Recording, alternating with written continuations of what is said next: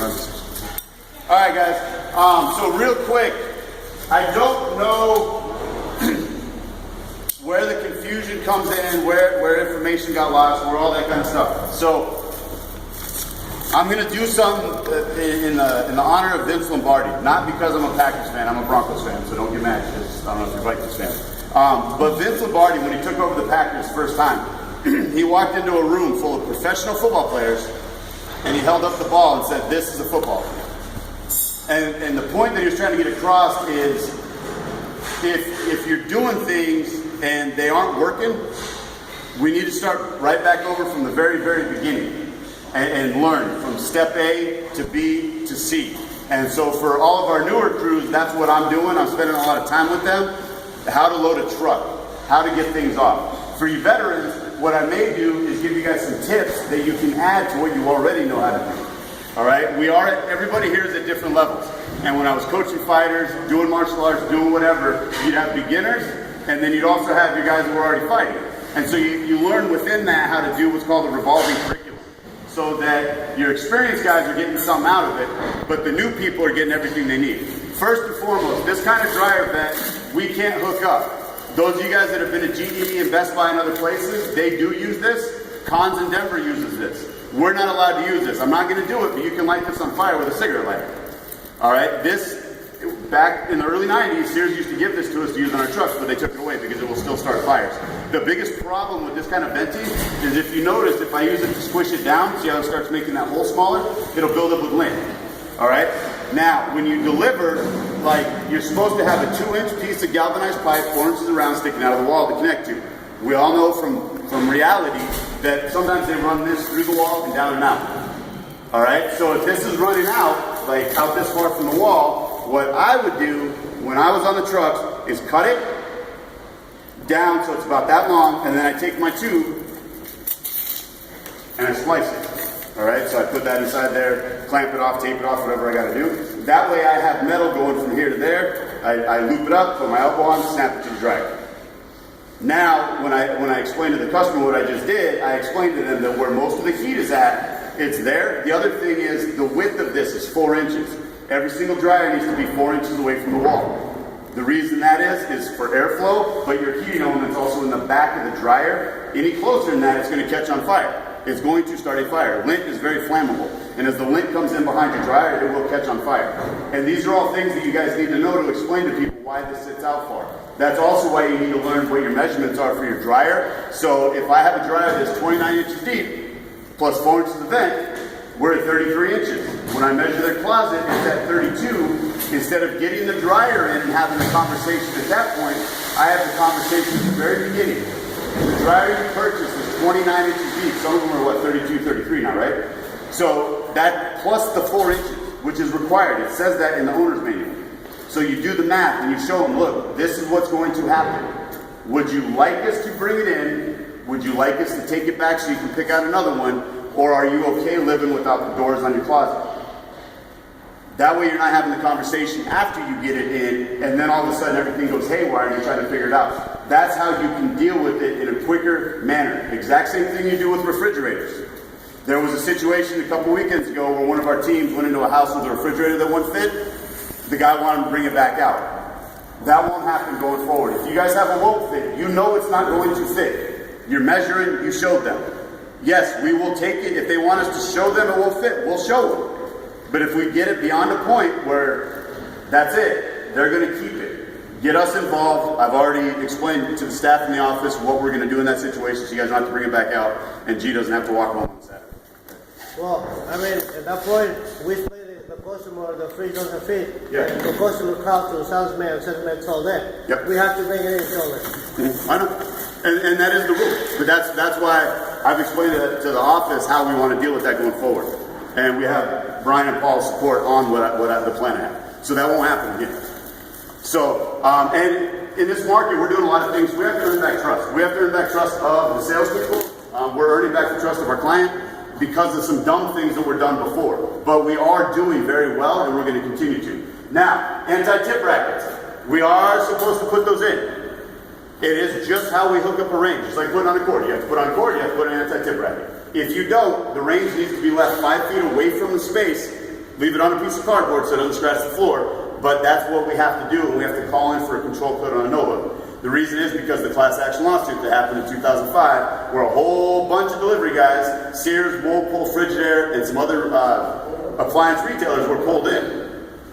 That is why we have to do this. That's the rule. Now, and some of the stuff that I'm going to be telling you guys is the way that it really is. It may not be the way you guys were explained it, and so just, I'm going to apologize a lot, but let me just apologize that nobody explained this correctly for a long time.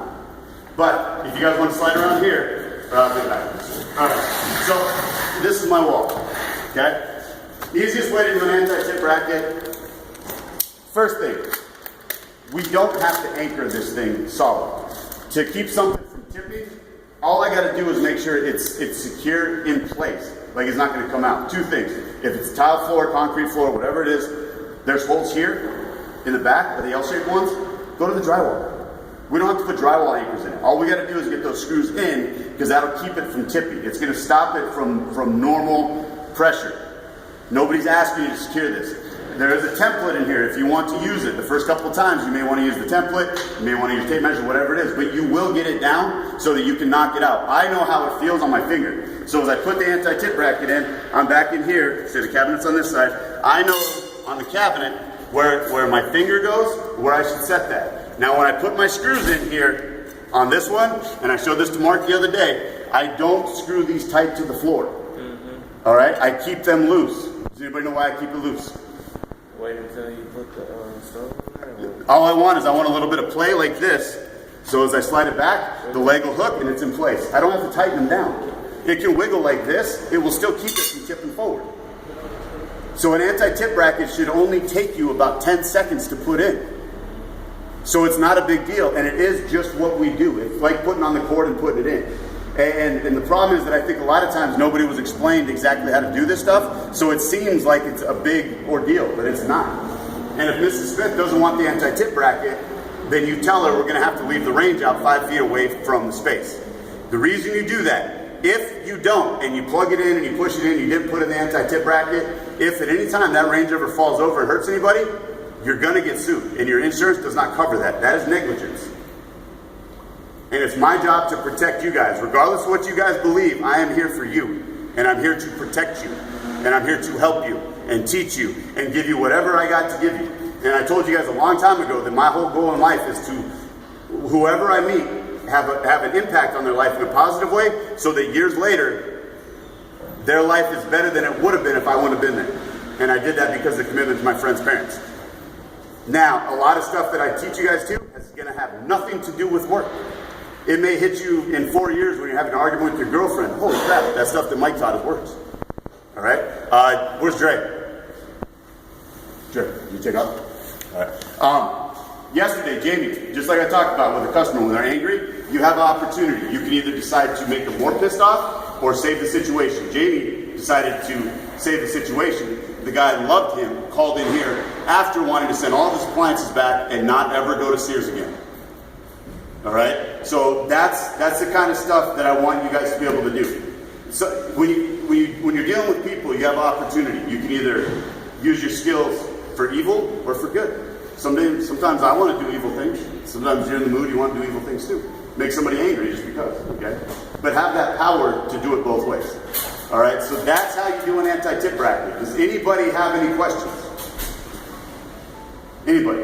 All right. I'm going to touch on some things. We will do more in the following days on this, but we got to get the 7 o'clock routes out of here. For the washers and dryers, when you guys bring those off the truck, the easiest thing to do, keep it in the box. You do it with the range as well. It's in the box. I lay it on its back. Where's Tim? Because I've seen some of the guys here do this. So pretend this is in the box. Okay, I leave it in the box, I slide it out, I push back, it slides in the box so I can cut the bottom off, then I got my legs. That's how I put the legs on the dryer, so that when I get it in the house, it's not a different height as the washer. So then I take my legs, screw them in. We will get you guys extra sets of these to keep in your toolbox. So I put all my legs on, right? I screw them in so that there's only 4 threads showing. Sure. That means, what's that? Show us how you do that with 4 threads showing. I was trying to be quick, but. And you're doing that on your lift gate, right? Correct. I do it on the truck. I don't use lift gates. Okay, you're doing all that on the truck. Okay, lift gates take 20. Now I'm looking, we used to have it speed wrenches. It's a socket and you spin it with your hand. They're telling me you can get them at a mechanic shop. Some of you guys that know about cars probably know more. Okay, so now, right there. Now I got 4 threads showing. I do that with all 4, all right? I'm not gonna do it, but then I bring it out, let it slide down, it's on the ground, set it up, boom, flip my box off. Mark and Elian saw this the other day. I come in here, take out my legs, throw those back in my toolbox for my next dryer. That is the easiest way to do a dryer. Is there any questions on that? I do the exact same thing with washers. Are there any washers that don't come with legs on anymore? They all have them? Yeah. So what I do then is if the washers, they used to have self-leveling legs, those of you guys who used to were here a long time ago, but you had the 2 legs you had to screw in the front, all right? So now they all come with them. I still do the exact same thing. Lay it on its back, slide it out, push it so it slides in the box, cut the bottom off. I loosen every single leg so that way when I get it in the house and I have to go to level it, I'm not sitting here digging in there trying to loosen it. It's already loose. With the ranges, same thing. Lay it on its back, slide it out, push it back, cut the bottom off. I bring the legs out about maybe a ½ inch. Each leg about a ½ inch, they're loose. So that when I go to level it, it takes me about 2 seconds to level that thing. These are all tricks that will help you guys do your jobs a lot better, a lot more efficiently, and then you'll understand why those service times are the way they are. And you'll actually be like, holy shit, we got a ton of time. That's what we need to do. That's the knowledge that I'm willing to share with you guys, is all this little stuff. If you guys have any questions about anything, ask me. That's why I'm here. Whether I'm supposed to do it or not, I'm going to teach you guys everything I got. Because we need to have each one of these trucks be successful every single day. We have an outstanding group of people here. We need to start to become more of a team and not keep all this stuff to ourselves. Everybody has an individual business. On the business side, that's what I'll try to help with as well. But when it comes to doing this job should not be something that ruins your day, ruins your life, and it sure as heck should be your entire day. You should have a normal job, come in, work your ass off, get off between 5 and 6:30, depending on your route, go home, hang out with your family, and have a good quality of life. That's my goal. Because every time you guys are out late, I can't relax until you're done.